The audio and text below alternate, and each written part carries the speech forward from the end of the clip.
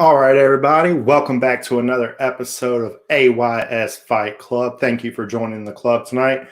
I'm one half of your host, Daniel Dees. Alongside me, as always, is the man of many hats, Matt Bricker. Matt, what is up?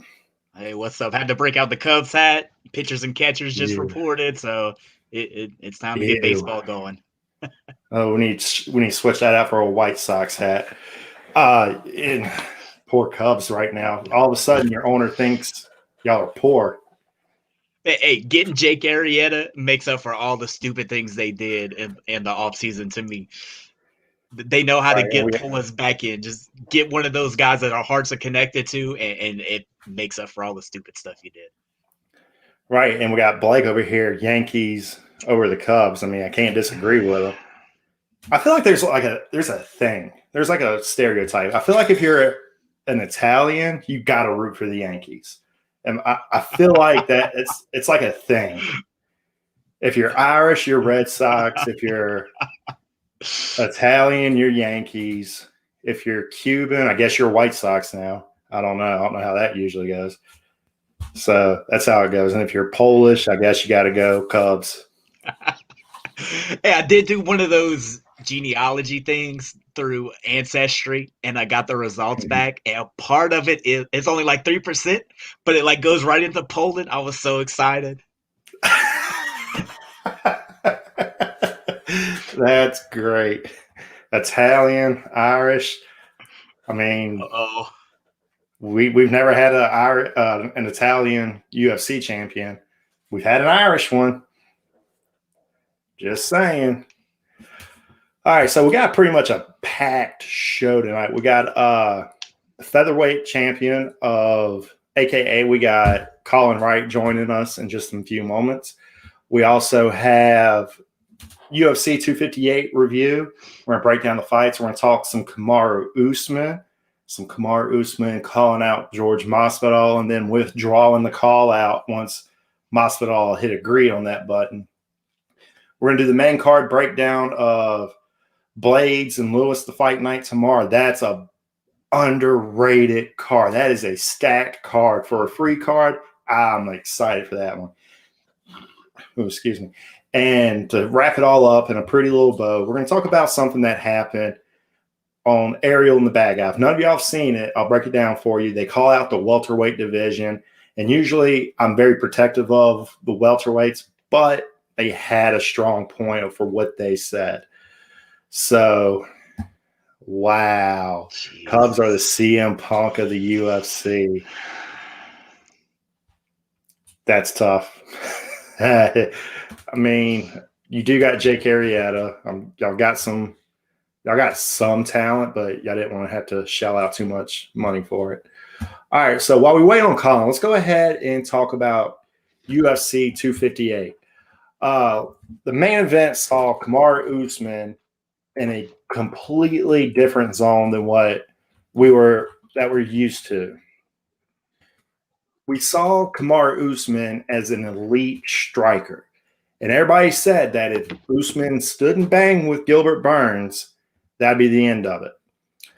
So we didn't see that. We saw Usman get the better of the exchanges tremendously and by a wide margin and got the TKO over Burns in round 3. But I can't think of a time when we saw a champion evolve like that. Usually champions stick with what got them to the dance. And for Usman, that's his grappling, grind you against the fence, stomp on your feet, do some shots, do some dirty boxing along the fence, get you down, do some ground and pound, and squeak out a boring decision. Not my words. These are words of the fan. I disagree. I mean, I love Usman. I love watching him just blanket people and just weigh them down and just exhaust them and get the finish that way.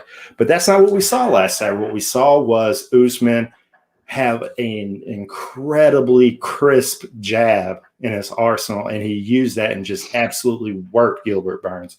So, Matt, can you think of another time in your mind where a champion has actually evolved his game like Usman did? And like usually these champions rest on their laurels. again, we never seen GSP just go out there and just start throwing bombs. No, he stuck with boxing. He stuck with his wrestling, his control. Same's gone for champions of the past, all-time greats. We've seen Anderson Silva. We've never seen him turn into a wrestler.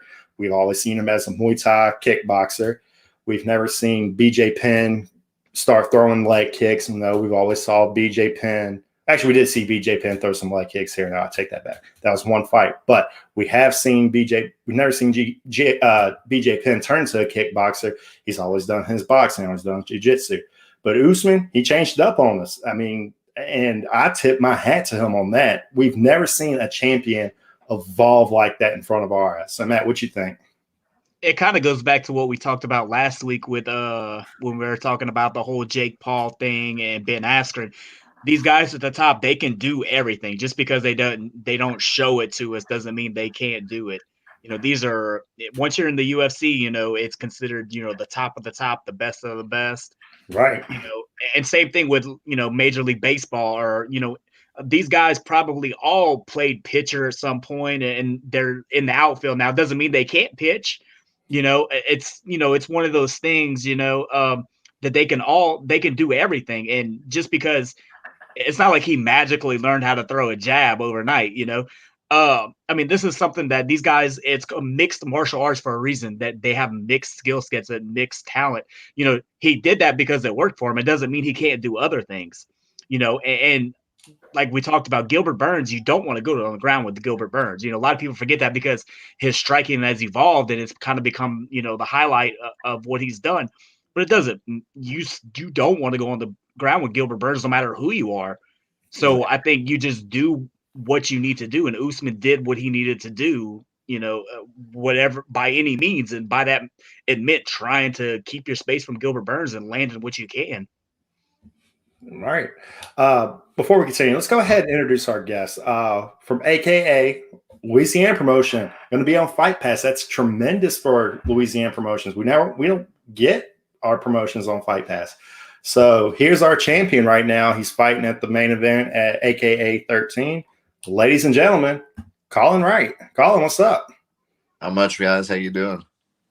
Doing good. Hey, buddy, what's up? Colin, so I'm sure you're a fan of the sport. So did you watch Usman?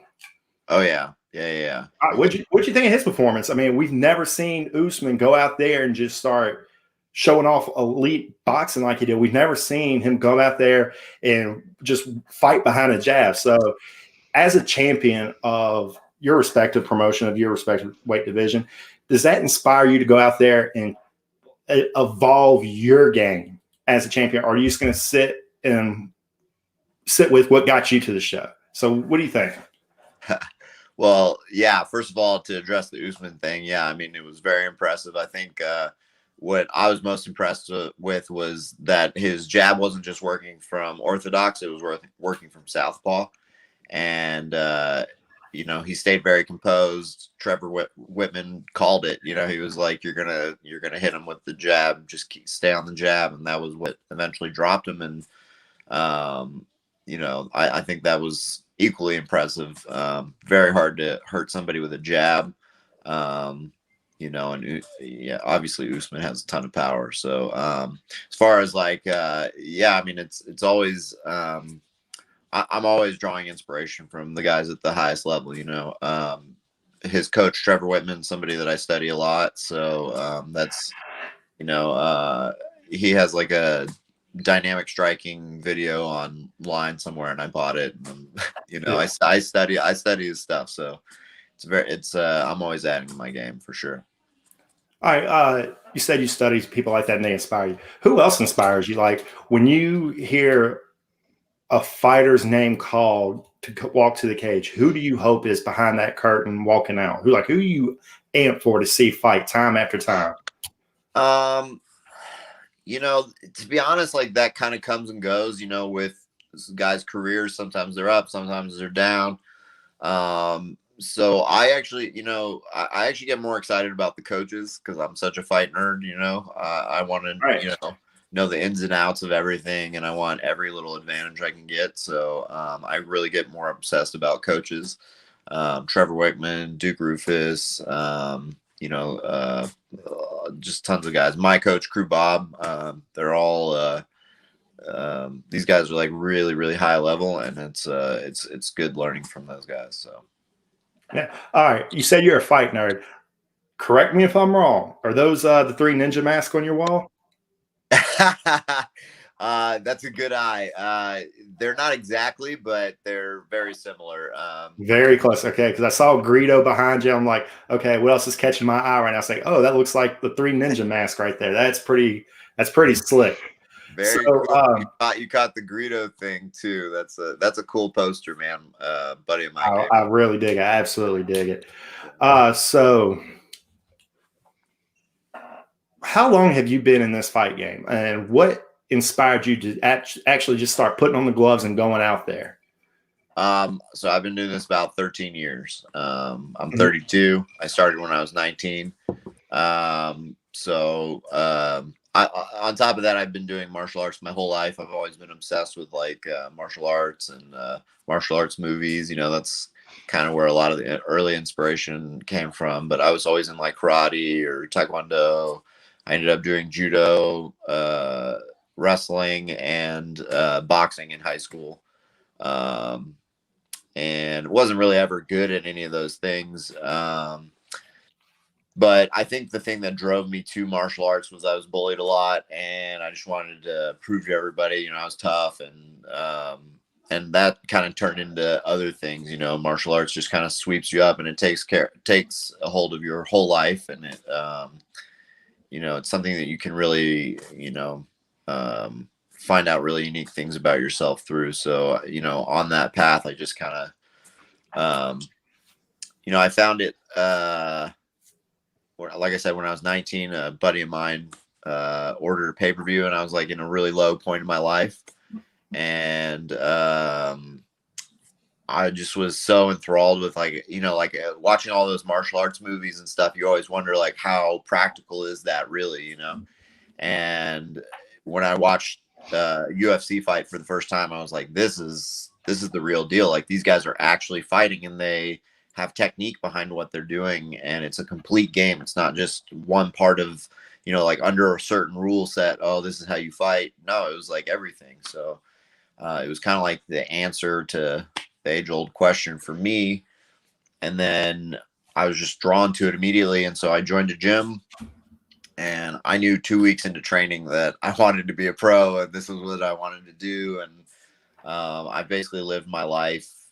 Everything, you know, works towards fighting, basically. You know, every job I've had is like just to support me enough so that I can train, so that I can fight. And, you know, here we are 13 years later. So, yeah.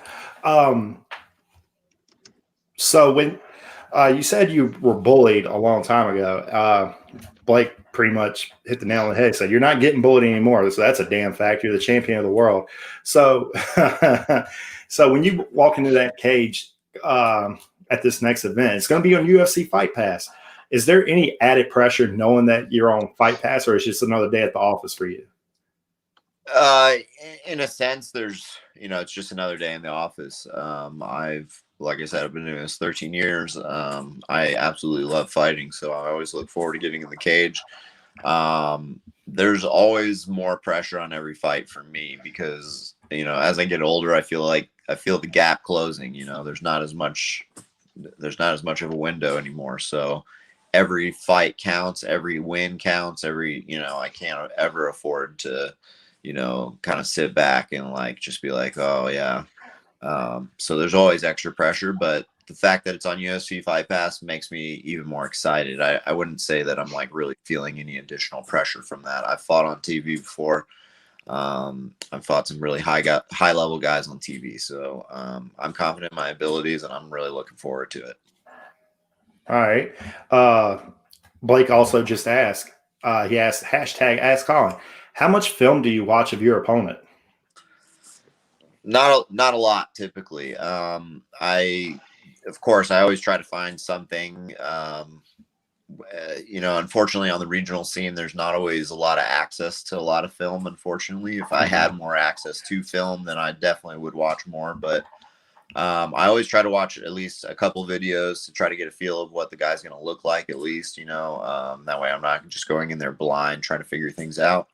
But I leave that mostly up to my coach, Crew Bob. He's he's usually in charge of the game plan and getting me ready for a specific opponent.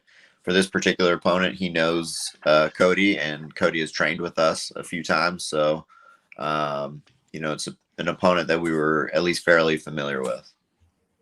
Yeah. So I'm glad you said that you don't particularly watch film. You just look for maybe like little small patterns here and there. There was a fighter a long time ago. I think it was Kevin Randleman, if I'm not mistaken, God rest his soul, who said that he never watches film of the opponent because if he does, he feels like in the back of his mind that he has to go in there and fight his opponent's fight.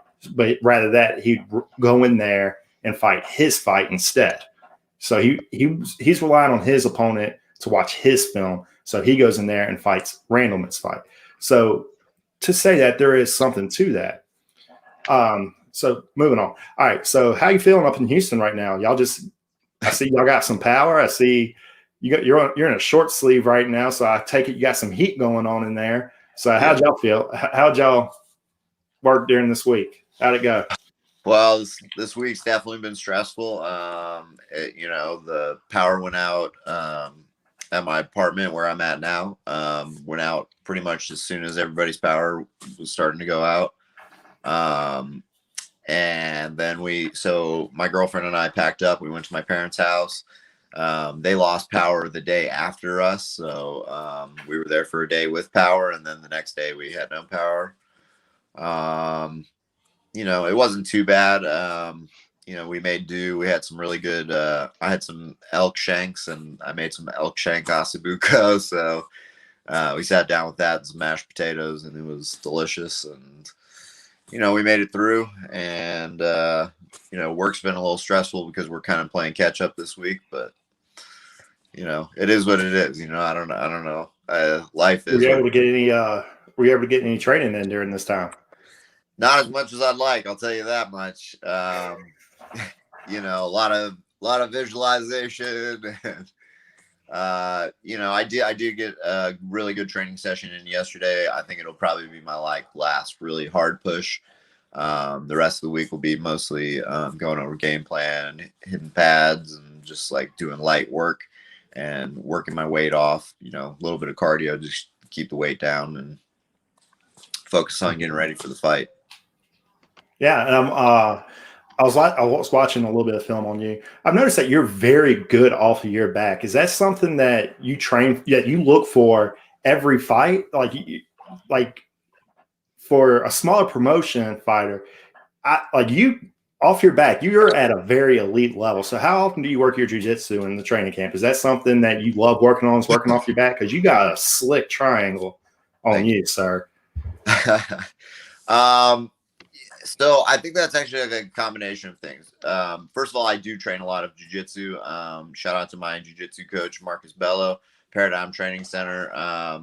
He is unbelievable, really, really high level, world-class jiu-jitsu coach. I'm a purple belt under him and I hardly ever do gi. So, I got to put the gi on a little bit more often, but I think it's a combination of that because we do have really, really high level world-class jiu-jitsu at my gym.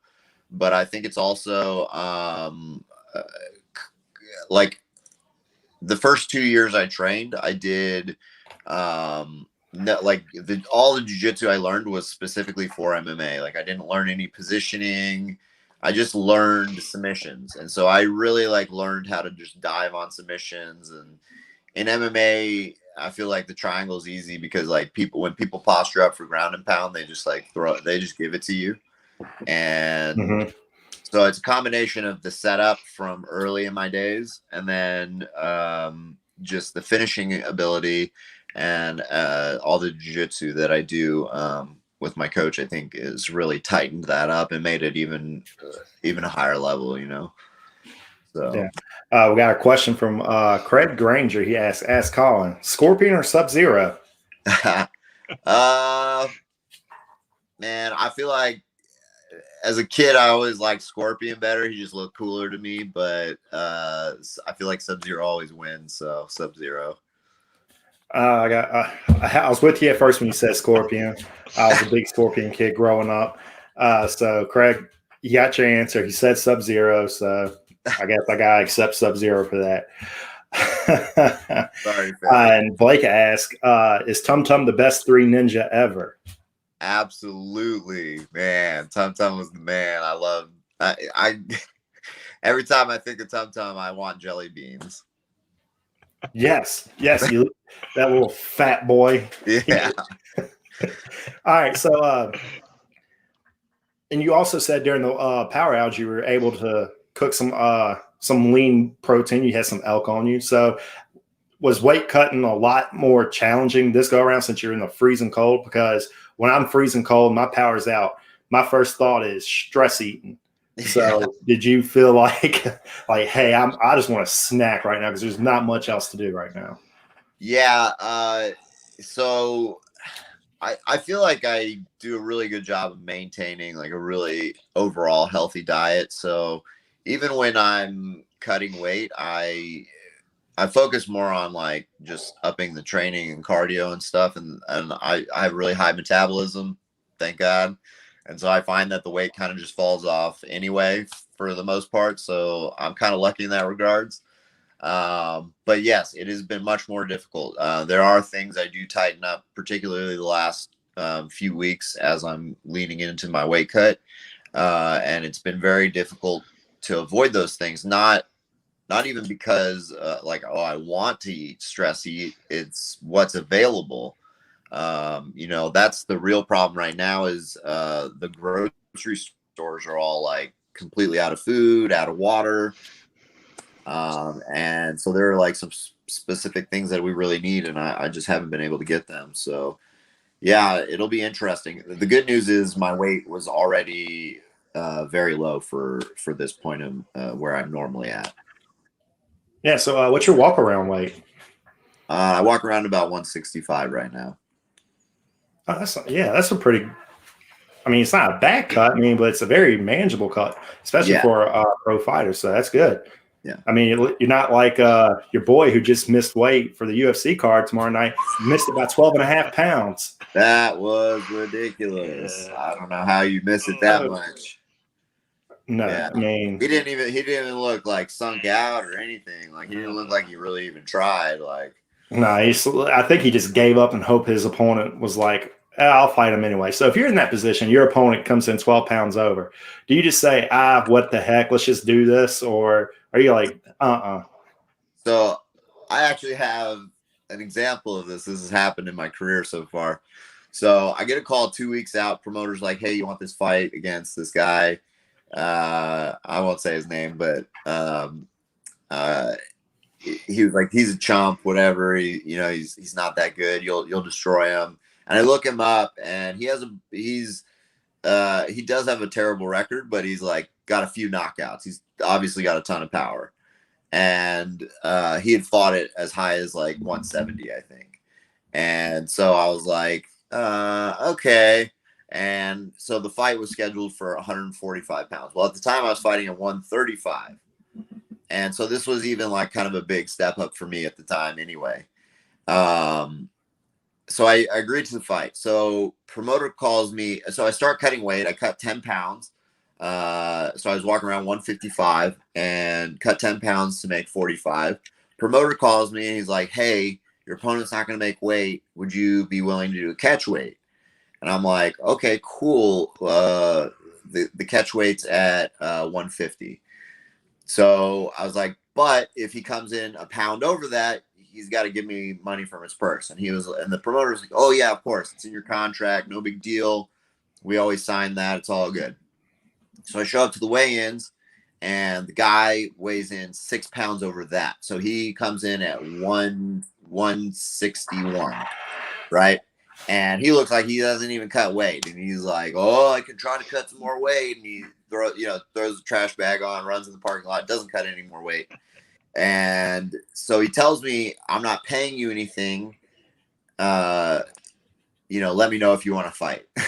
And I told the promoter, and the promoter's like, oh, yeah, but you didn't put a specified amount in your contract, so I can't really enforce it. And I was like, are you kidding me? And so I spent the next 24 hours considering whether or not I actually wanted to take this fight. So anyways, long story short, and I think it was 2 hours before the fight, I agree. I told the promoter, fine, I'll go ahead and do it. I'm here for a paycheck, whatever. So I go out there, we touch gloves, dude throws a massive overhand right, breaks my nose with the first punch, blood's flying everywhere. Luckily, I submitted him 30 seconds later, but it was a horrible experience. So I don't recommend it. Do not recommend it. I mean, you got the dub. That's all that matters. You got the paycheck. That's all that matters. But I mean, props to you. Not many guys would have taken that fight, especially if somebody comes in at 156 and you're moving up from bantamweight. I mean, that's insane. That's psychotic almost. And shame on the promoters for that too. But hopefully Cody comes in on way. Hopefully we get a good fight. I can't wait to see this on Fight Pass.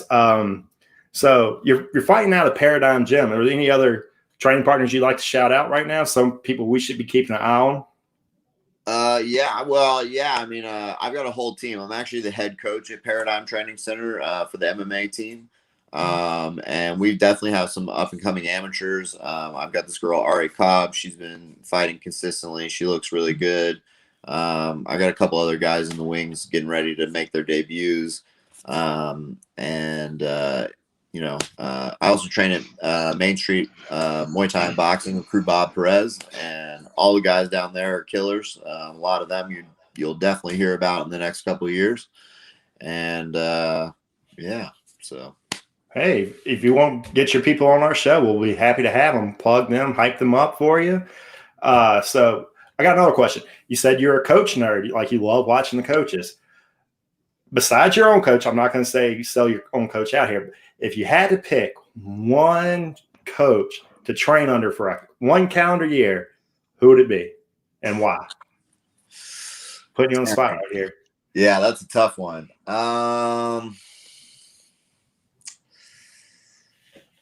Damn, that's really tough. I'd have to say either Trevor Whitman or the other guy I would really be interested to work with would be maybe I don't think he actually works with a whole lot of people, but it's Corey Sandhagen's striking coach. I know exactly who you're talking about. Yeah. I cannot think of his name Can't for the think life of of his me name right either now. for the life. His name's like on the tip of my tongue too. It's gonna hit me like at midnight tonight in bed. I know it. Yeah. But Trevor Whitman, though, that's a good answer. I'm a huge Trevor Whitman guy. Like you said, he has a few tutorials on dynamic striking. Exactly. Yes. Blake also asked from the Are You Serious Sports page, do you think Usman's win was just as big for Trevor Whitman? I think I don't know. Trevor already has like a lot of, really high level guys that, have done some amazing things and girls. But yeah, I mean, I think it just showed that Trevor can add levels to your game. I'm always interested to see an evolution. I think that I believe in loyalty. I've been with Paradigm for 10 years, 12 to 10, 11 years, something like that.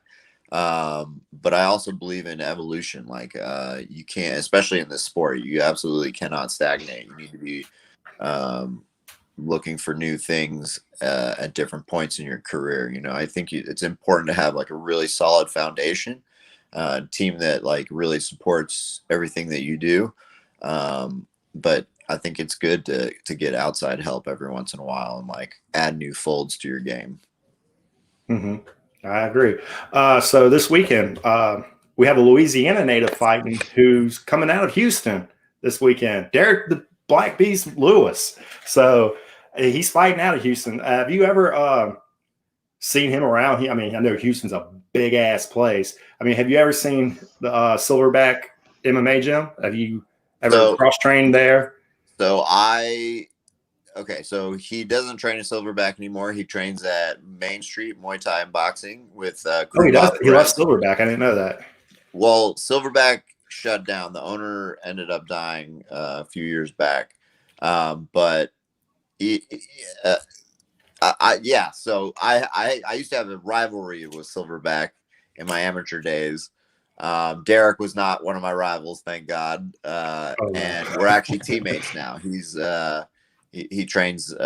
His trainer is my trainer, and we train. That's awesome. I don't train with him, but I see him around the gym all the time. He's a great guy. Yeah, I don't see a featherweight hitting sparring sessions with huge heavyweights like that. So I'm glad that you're teammates with him. I mean, that makes me very happy. I'm a huge Derek Lewis guy. I'm really big on Louisiana natives fighting. So hopefully he pulls out the dub this weekend. I get to train with Matt Schnell quite a bit as well. So huge Matt Schnell guy as well. Yeah. Thank God. That's my guy. That's my guy. He's a brilliant MMA mind too. Brilliant MMA mind. I love training with him. Yeah. He also good on his back. Maybe that's where you got some of yours from too. I mean, very slick. I'm not gonna lie. I picked up a few tricks from him. I bet so. So, Colin, any sponsors would you like to shout out before we let you go? Yeah, I don't really have any sponsors, so get at me, guys. There you go. Sponsors, go hit up Colin Wright. Yeah, AKA featherweight champion of the world. So yeah, my buddy Brian Benoit, he's been cutting my hair since my amateur days. He's always been a big supporter of mine. So shout out to him and his business and Corazon Coffee. But all right. So, Colin, thank you for joining us. We'd like to have you back home anytime you'd like to get back on. We'd like to get your fighters on here. You said you coach. Anytime you'd like for us to put them on here so they can tell their story, get their name out there, we'd love to have them, man. I really appreciate it, Matt, Daniel. Thank you, guys. Definitely. I'll see you next weekend. Have a good one. All right. All right. See you. All right. So that was Colin Wright. I love that he had the 3 Ninja mask on there. That was great. Yeah, and also to throw in how dangerous this guy is. He has defeated both of the guys that are in the co-main event on AKA. That's incredible. He is a dangerous fighter. I mean, AKA couldn't have picked a better guy to put in the main event. I mean, this guy, he doesn't look like it, but this guy is the absolute dangerous fighter.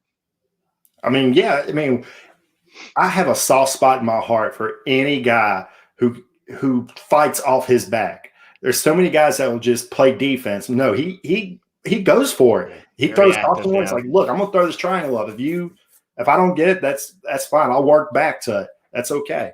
So can't wait to watch him on Fight Pass. But before he got on here, we were talking about Usman. All right. So where do you think Usman's going to go from here? He called out Jorge Masvidal after he won. He said that he wants to fight Masvidal with Masvidal having a full camp, but then he took it back. Try to pull up the quote right now that he said. Give me 1 second. While you're doing that, didn't he say something about he would like to fight for the middleweight title if it wasn't Adesanya or something like that? Like if Adesanya won the lightweight title and dropped the middleweight, he would fight whoever the new middleweight champion is. Yeah, that's exactly what he said.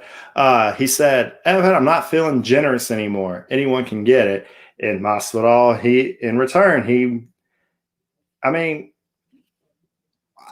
this is what I don't get. He calls out Masvidal. Masvidal says yes, and then he takes back the call out, said, I'm not feeling generous anymore.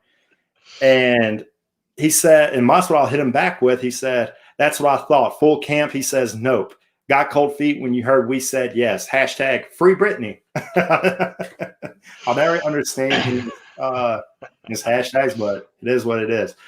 So why do you think he pulled back that call out when Masvidal said yes to a full training camp?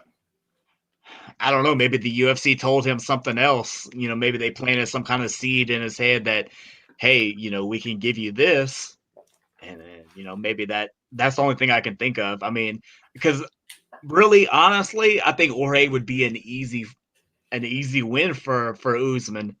Right. I think they may have planted some kind of seed and said, "Hey, you want this?" And so maybe that's why he's kind of backpedaling a little bit to set up whatever's next in store.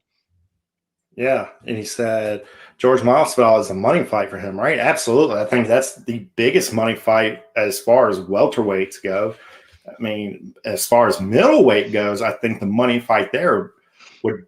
I mean, obviously, it's not going to be Adesanya. He doesn't want Adesanya, but I think it'd be either the winner, Paulo Costa, and Bobby Knuckles there, Robert Whittaker. I think that'd be his big money fight because we've never seen that before. That may be what they're telling him. Hey, if Adesanya wins, that we'll let you have a bite at this.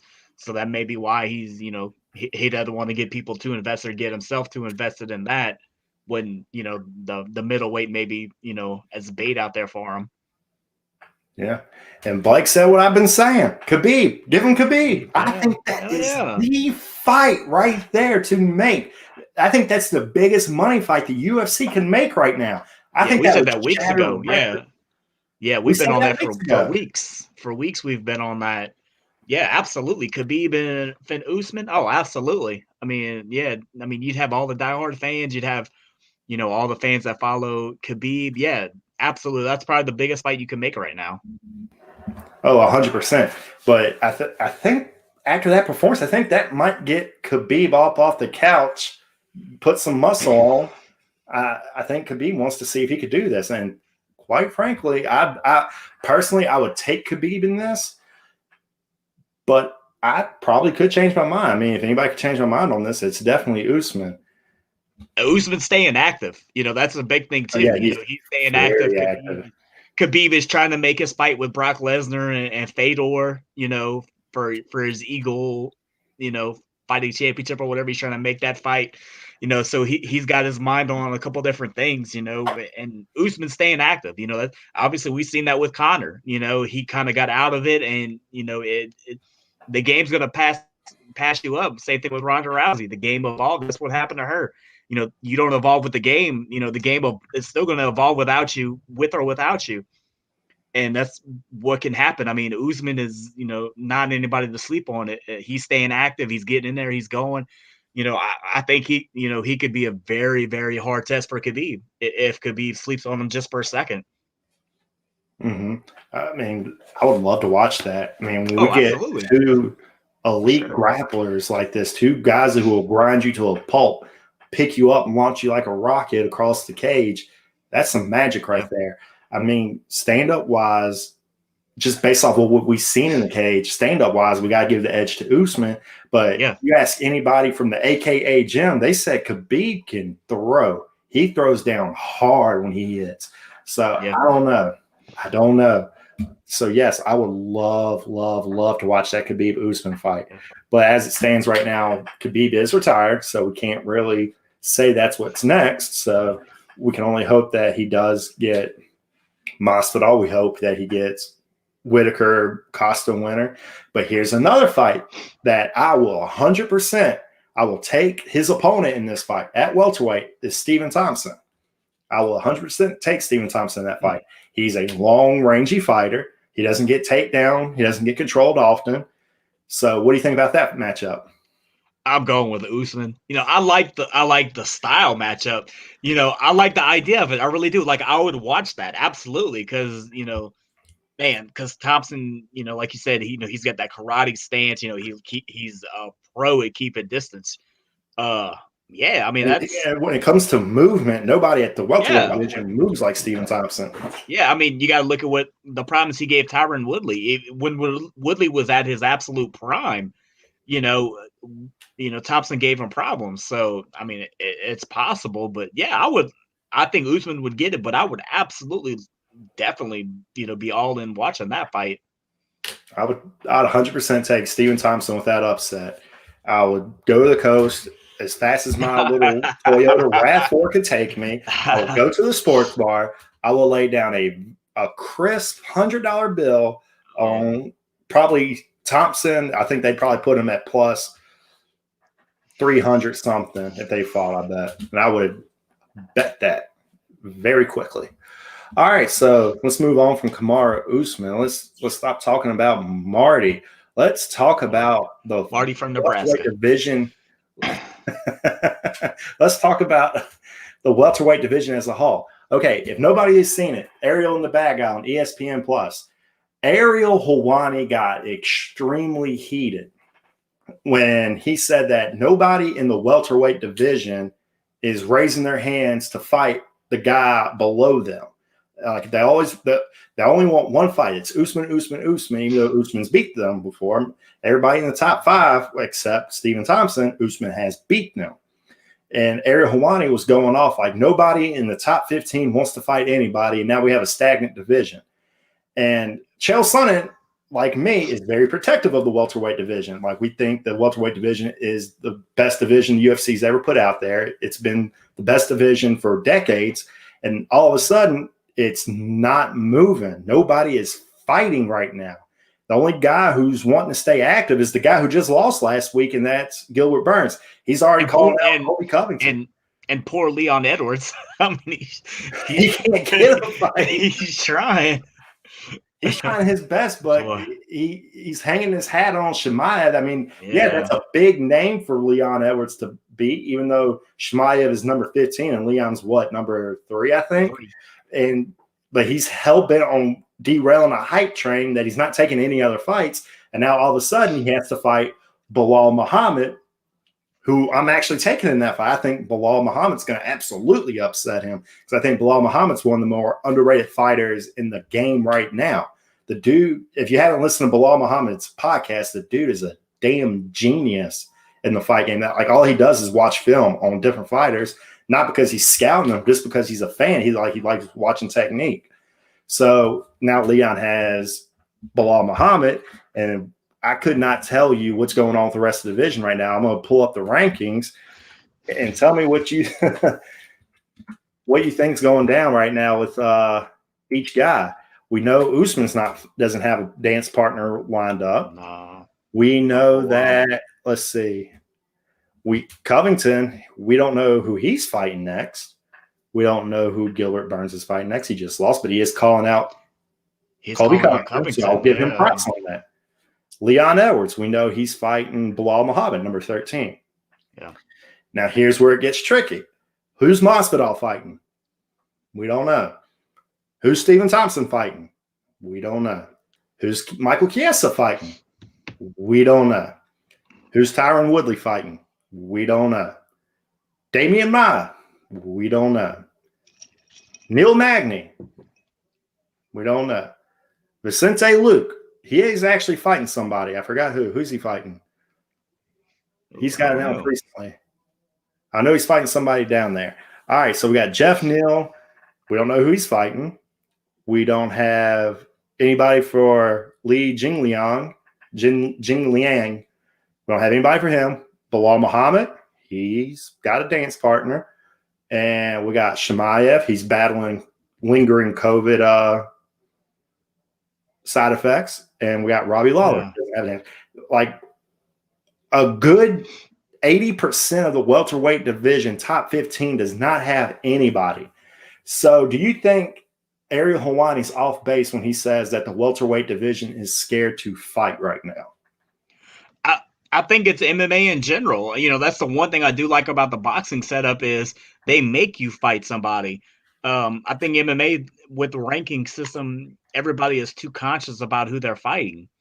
You know, nobody wants to just get in there and just fight. You know, they're so worried about where everybody's ranked and where they're ranked and where their opponent's ranked and what it's going to do for them. You know, it's more of a business and more of a fighting. You know, that's the one thing I can give the boxing nod to is, you know, hey, you're going to fight whoever we tell you to fight, or we're going to take it from you and we'll give it to somebody else.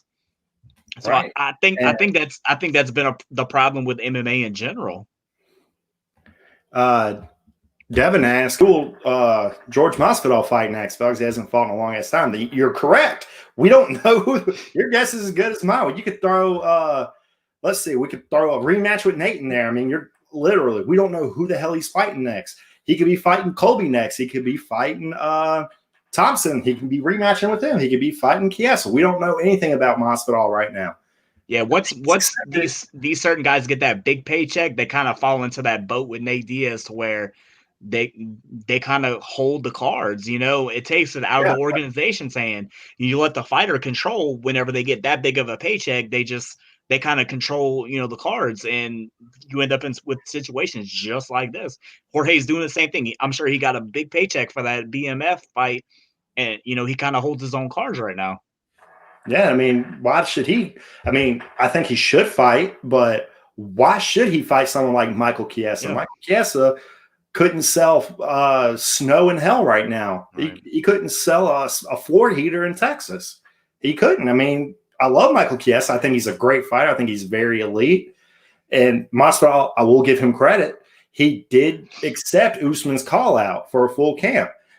But that's the only time we've heard him accepting a fight was on a post-fight call-out. So far, he has not signed a contract in over a year. And if the champion calls anybody out, you're going to accept it. I mean, everybody wants a title shot. Absolutely. Anybody's going to accepting. Anybody's going to accept that call out. Oh yeah, I mean, if you don't take a call out from the champion, why the hell are you in the game? So let's say. My thing is, we've never seen guys like this has happened in other weight divisions where guys hold the division up because they don't want to fight guys ranked beneath them. Do you think the ranking system, since it's been implemented, is the cause of this? Absolutely. 110%. It's everybody is so conscious about where they are and who they're fighting, where they are. And 110%, the ranking system is what's causing holdup. Right. So do you think if the ranking system's not here right now, we're just doing fan rankings, that's the only thing that exists at the moment. So do you think that if the ranking system didn't exist, do you think Colby Covington would fight a guy like, Michael Chiesa? Do you think he would do that? Probably. Yeah, if they told him, hey, you fight him and then, it's your path to the championship, he'll fight him, but when you tell him, oh, you're number 3 and he's number 13, or what, I'm just making up numbers, for sake of conversation. Oh, that's a big gap. I don't know if I want to do that. That doesn't help me if, something happens along the way, but when you take all that out the way and like, hey, this is your path, you're going to do whatever it takes. And I think they're too conscious of that. And that's why Chimaev, it took forever to get Chimaev another fight, is because as dangerous as he is, and then not even being ranked and then finally getting ranked, nobody wanted to take that shot. But, like I said, when you take the numbers out and you say, hey, look, you beat this guy, it kind of puts you on the path, it's a little bit different. But like I said, everybody's so conscious of that number, it makes it hard to make matchups. That's why, like I said, I kind of like the way that's where I'll kind of get the nod to boxing, where they tell you, hey, this is who you have to fight. You don't get a choice. You're contractually obligated. Right. You do have to defend your title against, XYZ, and MMA, they're so worried about that number, that ranking, it causes a problem. Yeah. And if the rankings aren't there and we have Chimaev going on this tear right now, in the back of our minds, we're probably saying, well, Chimaev's definitely a top 5 welterweight, but because the rankings there, we're guessing, well, I guess he's not top 5. I mean, he's number 14 in the rankings. We can't say that. And Blake says, in Masvidal's defense, if everybody's declining, then what? Can UFC make them fight? I mean, they really can't make them, but in the world of Dana White and the UFC, if you reject a fight, the next phone call you're getting is the worst matchup for you. That's evidenced by, yes, it worked out. It benefited Michael Chandler, but when he wouldn't take a fight on short notice, they gave him stylistically a terrible matchup with Dan Hooker. Yeah, and I guess they're considered independent contractors. So, I mean, I don't know exactly how. I guess literally every fighter's contract is different. It just depends on how it's worded, I guess, as far as if they can be made to fight. It could say you have to fight, twice every year or something like that. And I guess, they could be put in the jam to where they have to fight. But, like I said, being an independent contractor and not being an actual employee, it does make it kind of different. But You know, that's the web that was weaved. So I guess, you know, it's right there. You know, I mean, because I would love to see. I would love to see. Like, I'm sitting here looking at the top 15. Could you imagine if we get Robbie Lawler versus a guy like Vicente Luke? That'd be a banger right there. But I don't see. I don't see anybody like. I would never see Tyron Woodley except in a fight from Shemaev. That wouldn't happen because in Woodley's mind, he's beneath me. He like, why do I got to swing down when there's only a few guys above me? Let me swing at them. And like Blake said, that did pay off for Chandler. It did beautifully, beautifully. One of the best. He went from no ranking to 4 or 5 or whatever he is now. I mean, yeah, definitely he got his number up there. But I mean, could you imagine if Darren Till sitting at number 4 at middleweight? I mean, would he fight a guy like, let's see, Brad Tavares at number 14? Hell no. Because that ranking exists, there's no reason for Darren Till to fight Brad Tavares. So, yeah, I mean, Ariel Helwani, he had a point. I mean, the welterweight division's log jamming itself by nobody wanting to fight anybody. I mean, I would expand it to MMA in general. That's always been, I mean, UFC in general. That's always been the problem with the UFC. And I think that's going to end up being Bellator's nightmare since now all of a sudden they have their ranking system. I think that's going to turn into Bellator's nightmare is they're going to end up with the same problem. You know, Blake said Willie would get roasted by Shemaev. I think everybody would. Someone pointed out a very fun fact, by the way, about Tyron Woodley. Did you see this? Ever since he released that song, I'll Beat Your Ass, he has lost a consecutive 15 rounds. That is great. Releases a song called I'll Beat Your Ass and then goes on to lose 15 straight rounds. God bless you, Tyron Woodley. The MMA gods, they laugh at you. All right, so let's finish off this show. Let's talk about UFC Fight Night tomorrow night. Free card. I love free cards. They're usually the best because there's something about these cards that everybody sleeps on. The guys go out there, they feel like they got something to prove, and they leave it all out in the cage. So let's go ahead and talk about that. Let's start off with the main card. We're going to talk about Alexio Lenik fighting Chris Daukaus. Who do you like in this one? And with the heavyweights, it's always, you know, a gamble because it only takes one shot with those big guys to end it. I just think there's too much experience with Olenek. I think this is going to be his 75th pro fight, I believe. Man, I mean, there's something to say for that, you know. And I think he's got like 45 submission wins. That, I mean, that's not a, you know, that's not a coincidence. Man, I think Olenek's gonna get a submission, maybe second round or so. But man, I mean, you just never know what can happen in the heavyweight division. But I think there's something can be said for experience, especially when you get higher up. You know, there's definitely, you know, the game plan to it. And Olenek, like I said, I mean, he's probably the most tenured UFC fighter out there. Dude's got some miles on him. That's for damn sure. I'm actually looking at the undercard. I want to back up a long time. I'm going to keep backing up to the one of the curtain pullers. We got Chaz Kelly versus Jamal Emmers. If y'all have not seen Chaz Kelly fight, do yourself a favor tomorrow night. Set a timer on your phone. Set the timer and turn on your ESPN Plus. Go watch Chaz Kelly fight. The dude had one of the quickest anaconda chokes I have ever seen. He goes out there, he wrapped up the dude's neck in like, what was it, like 30 seconds? Yeah, it came out with the flying knee or whatever, and then it just took his neck, and that was it. It was crazy. Very excited for Chaz Kelly versus Jamal Emmers. That's gonna be a fun one. And we also got Eddie Wineland, always an exciting fighter. Eddie Wineland is a fun guy. And we also got Jakar Close versus the violent Bob Ross, Luis Pena. That's going to be a fun one.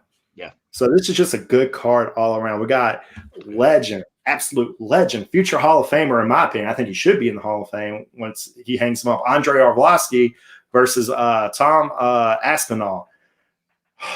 I don't like. I mean, if he ever retires, you know, just like you think he's done. I mean, he goes on this amazing tear. And I mean, his last two fights, I mean, he fought, you know, Tanner Boser and Felipe Lins, two heavyweights who are, you know, almost at the peak of their career, just two young guys, and he beat both of them.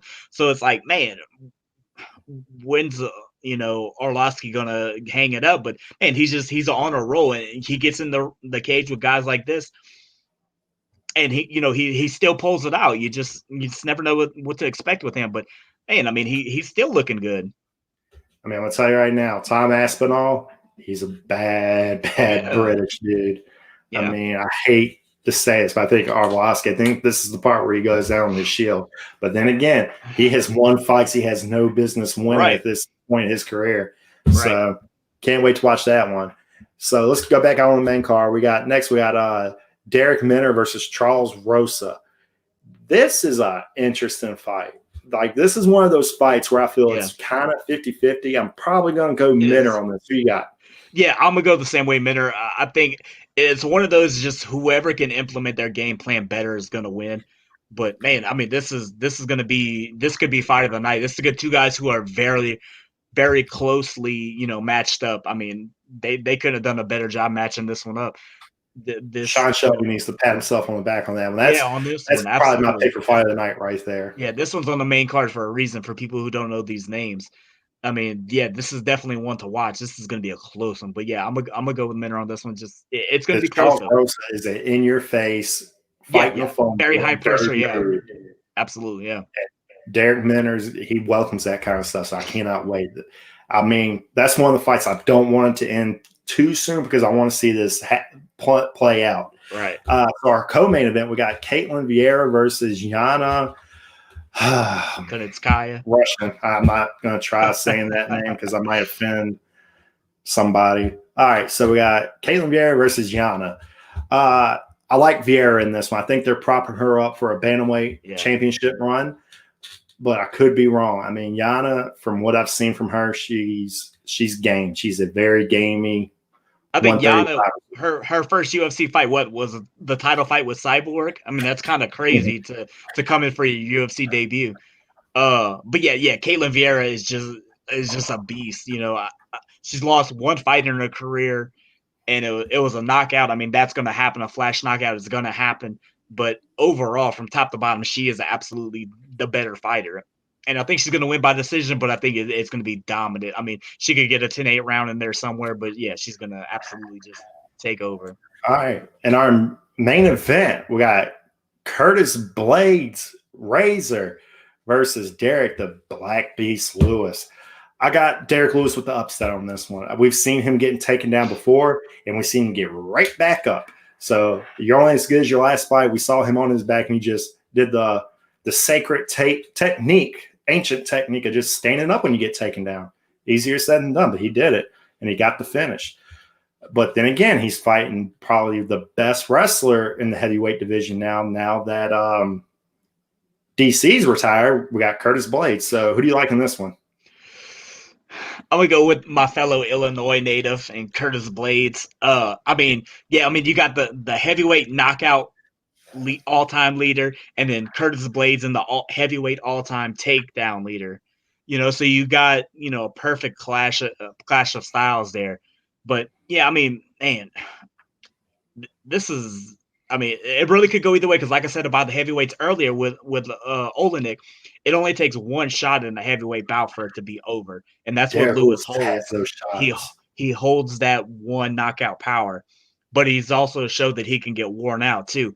And if Blaydes can stay tight and keep taking him down, because I mean, as long as he doesn't get frustrated with Lewis getting up, he can do it all day. I mean, he's shown he's got the numbers to show that he could take people down over and over. I mean, he's the heavyweight all-time leader in takedowns.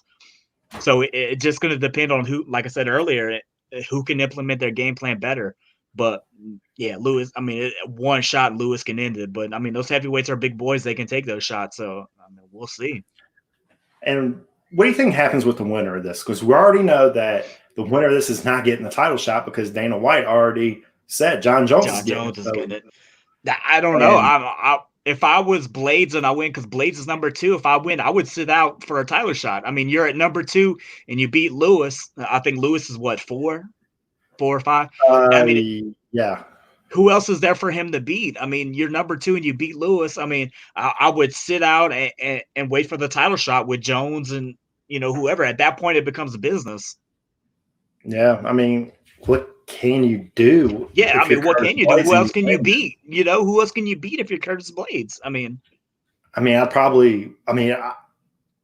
wouldn't want to sit on the sidelines and be inactive, as we've seen what's been going on with these inactive fighters recently. I mean, I would ask for like a very low ranked guy. I'd ask for a tune-up fight. I mean, it's a high risk you're taking here, but then also what we're talking about with the welterweight division, you know, who would you take, or who would want to take the fight with the whole thing of the ranking system and the number thing? You know, who are you going to end up taking it? You know, so it ends up back at that. Derek Lewis is number 4. I mean, if he wins, who's there for? I mean, if he wins, he's gonna jump Rosenstrike. That's for sure. Derek Lewis wins, he's jumping to number 2.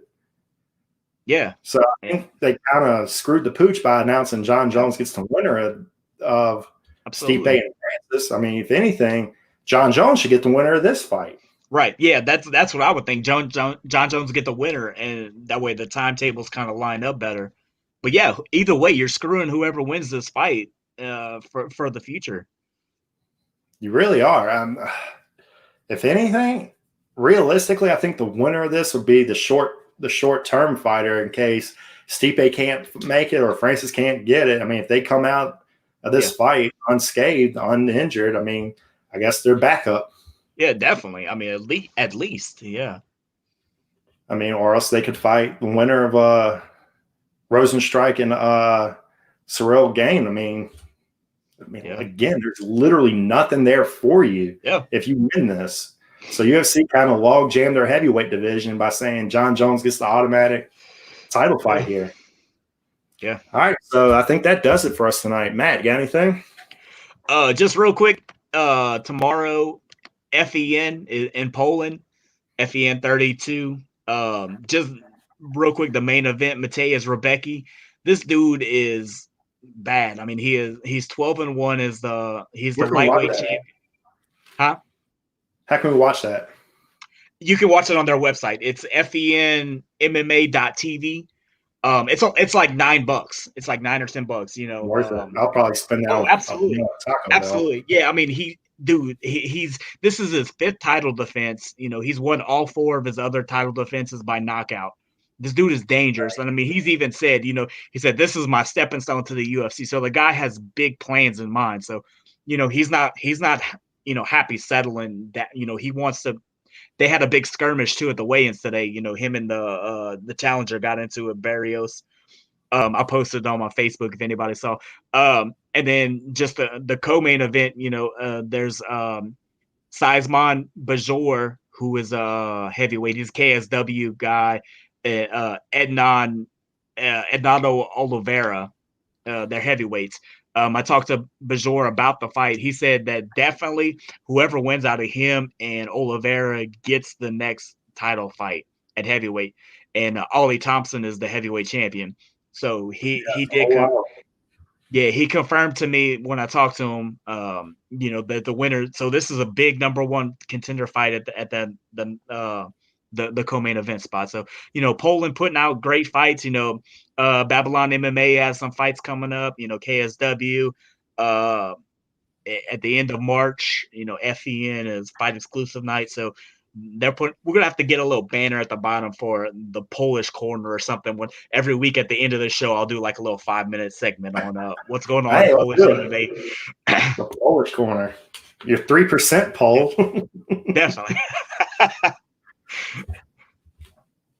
We'll dedicate 3% of the show to Paul. There we go. Which would be like the last 5 minutes of the show. So perfect. Absolutely perfect. All right, so let's go ahead and get up out of here. Matt, anything you'd like to end it with? First rule of the AYS Fight Club. Tell all your friends about the Fight Club. Join the Facebook page, the YouTube. Get on there. Every means necessary. Get on there. Rule number 2, subscribe to Are You Serious Sports on YouTube. That's rule number 2. There you go. Rule number 1, tell everybody about Fight Club. Rule number 2, subscribe to Are You Serious Sports on YouTube. On the YouTube. So that being said, we're out.